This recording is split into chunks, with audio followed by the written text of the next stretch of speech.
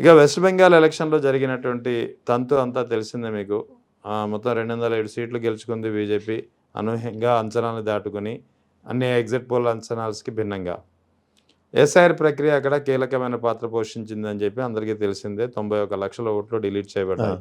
So ఈ 91 ఓట్ల delete చేసిన కార్యక్రమంలో భాగంగా ఆ టైంలో వెస్ట్ బెంగాల్ ఎలక్షన్ సీఈఓగా ఉన్నటువంటి మనోజ్ అగర్వాల్, తర్వాత ఇక్కడ మన మీనాకి పెద్దన్నయ్య కరెక్టే.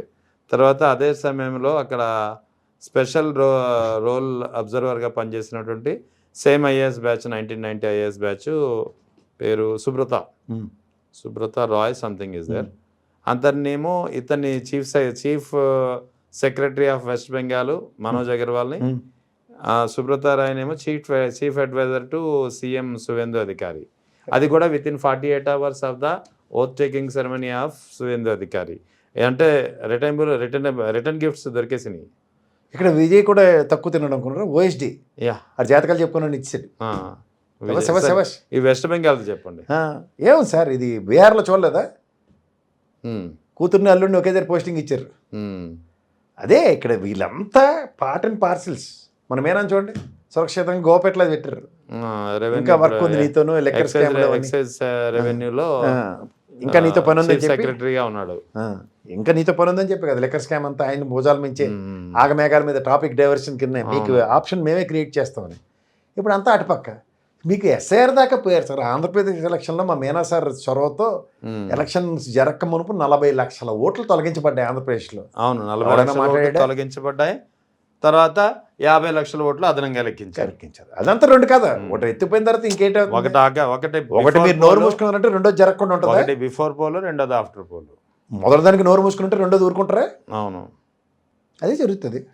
అంటే ఇక్కడ నేను అడిగేది ఒకటే సార్, ఇప్పుడు వెస్ట్ బెంగాల్లో ఎస్ఐఆర్ ప్రక్రియ విషయంలో సుప్రీంకోర్టు న్యాయమూర్తి బాగ్చి ఒక కామెంట్ చేశారు. మమతా బెనర్జీ పోరాడినప్పుడు న్యాయస్థానానికి వెళ్ళినప్పుడు ఎలక్షన్స్ అయిపోయిన తర్వాత తింటామని. అదే కాదు, ఇంకొక వ్యాఖ్య చేశారు ఆయన చెప్పింది ఏంటంటే, ఒక కామెంట్ అయితే రిలయబుల్ కామెంటు, ఒకవేళ అక్కడ బీజేపీ అభ్యర్థి గెలిచిన నియోజకవర్గంలో బీజేపీ అభ్యర్థికి లభించినటువంటి మెజార్టీ కంటే ఆ నియోజకవర్గంలో ఎస్ఐఆర్లో తొలగించినటువంటి ఓట్లు ఎక్కువగా ఉంటే దాన్ని సుప్రీంకోర్టు సీరియస్గా తీసుకుంటుంది అని ఆయన అన్నారు. కానీ ఇక్కడ 105 నియోజకవర్గాల్లో ఆ న్యాయమూర్తి చెప్పినట్టే జరిగింది. అవును, మరి అంటే ఇక్కడ వ్యవస్థ కళ్ళ ముందు కనిపిస్తుంది ఎస్ఐఆర్ ద్వారానే బీజేపీ నెగ్గిందని చెప్పి. అంటే ఇలాగే పోతే ఇంకా ప్రజాస్వామ్యంపై లేదా ఓటు ఆయుధంపై అందరూ ఆశలు వదులుకోవాల్సిందేనా? ఎందుకు వదులుకోవాలి? మీరు దానికి సొల్యూషన్ వాళ్ళ దగ్గర ఉంది, ఎలక్షన్ కమిషన్ దగ్గర. మరి డీకే అరుణమ్మ ఎలక్షన్ ఏం చేశారు కదా వాళ్ళు? ఎలక్షన్ ముందు రోజే కదా డిక్లేర్ చేశారు, నువ్వే గెలిచావమ్మా అని. అవును, మళ్ళీ టక్కన బీజేపీకి పోయింది. పోయిందా లేదా? సేమ్ సొల్యూషన్ ఇస్తారు రేపు బీజేపీకి వెళ్తే వ్యాలిడ్. ఇప్పుడు గెలిచారు కదా సువేందు అధికారి ఆధ్వర్యంలో బీజేపీ గెలిచింది 208. మీరు చెప్పిన 105 స్థానాల్లో ఎస్ఐఆర్ ఎఫెక్ట్తోనే ఓడిపోయింది 200. ఇది పాకి జీలపాకంలో లాగి నెక్స్ట్ ఎలక్షన్స్ టైంకి డిక్లేర్ చేస్తారు తృణమూల్ కాంగ్రెస్ గెలిచిందని. చాలా అదే సొల్యూషన్ వాళ్ళ దగ్గర.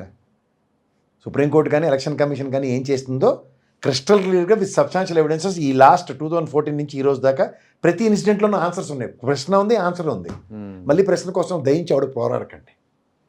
40 లక్షలు తొలగించబడ్డాయంటే రీప్లేస్మెంట్ జనాభా లెక్కలు పెట్టలేదు కాబట్టి వాళ్ళ దగ్గర రెడీగా ఉంది సెకండ్ ఆల్టర్నేటివ్, ఒక పక్కగా ఫేవర్ చేయడానికి. అదే ఇంజెక్ట్ చేస్తారు. దమ్ముంటే మిషన్లు లెక్క పెట్టమండి, మిషన్లు కాదు జనాభా లెక్కలు పెట్టి ఆ చిప్ కార్డ్ని రోబో సినిమాలో పీకినట్టు పీకి పందిరేసి ఇంజెక్ట్ చేయమనండి. ఈ నియోజకవర్గంలో ఈ కాన్స్టిట్యూన్సీలో ఇన్ని ఓటర్లు ఇగో మిషన్ ఇదని డెమాన్స్ట్రేషన్ ఇచ్చి లోపలికి వెళ్ళమనండి, సొంతం సీల్ చేసి. అన్ని పార్టీలలో మంచాలు వేసి పడుకుంటారు అక్కడ. ఎలక్షన్ ముందు రోజు, ఎలక్షన్ తర్వాత రోజు, ఎలక్షన్ కౌంటింగ్ దాకా. చేతనైతే లెక్క తీయమనండి చూద్దాం. మాకు కావాల్సినప్పుడు జరుగుతున్నప్పుడు మేము ఎందుకు జనాభా లెక్క పెట్టాలి? అంతే కదా, దాంతో మేము మహిళా బిల్లు లింక్ పెడతాం.